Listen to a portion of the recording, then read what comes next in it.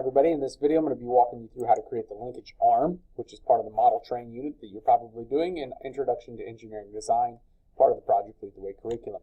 The linkage arm is a fairly simple piece, but it doesn't matter. There are a couple of things that we need to note before we get going. Number one, in this sketch, as simple as it is, people tend to not constrain things fully, and whenever you don't fully constrain your sketches, issues will occur later on, I promise you. This is one of the more common ones that seems so simple to create, and yet it never works out correctly. If the linkage arm is incorrect, then your assembly is going to be terrible later on. It's not going to work like you want it to work. So it's important to fully constrain things and do all of that stuff before you finish your sketch and you start to do things like extruding.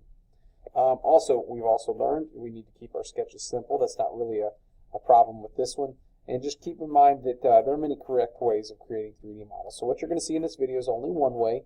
If you find a different way to draw the same exact piece, congratulations. As long as it's the same part with the right dimensions and the right shape and everything like that, then you're going to be just fine. So the first step that I used when I created this linkage arm is I drew a rectangle. And the rectangle is locked into the origin, so it couldn't float around, and then I dimensioned it, the height and width of the rectangle.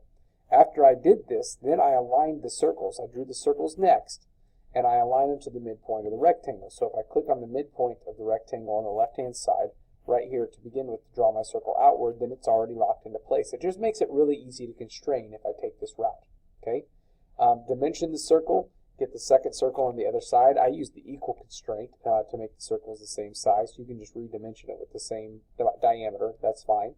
And just keep in mind, there's no need at all to trim any of these interior lines out. The instant you start trimming this stuff out in the middle, then you'll need to reconstrain everything, and it just gets to be messy. So just leave all that stuff there. It's just fine. Because the next step is to extrude. And when you go to extrude, you'll find that it's no issue at all. It'll let you extrude and create a part like this. Now, very simple, right? The next step is to draw a new sketch on the front surface. You're going to draw either a couple of points and use the whole feature, which is what I've shown below. I just put a couple of points right here and here. Now, in order to lock those into the center of those circles, I had to project geometry and click on this circular outline and click on this circular outline, because when you do that, it brings those circles to the forefront that you drew on a previous sketch, and it means that those center points are available for me to lock into. It makes it easy for constraining, right? Fully constraining sketches.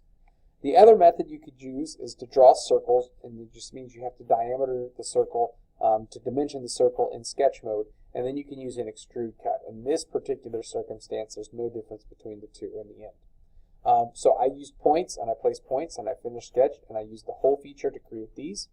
Whenever you get done with that, congratulations, you're done with a fully constrained linkage arm.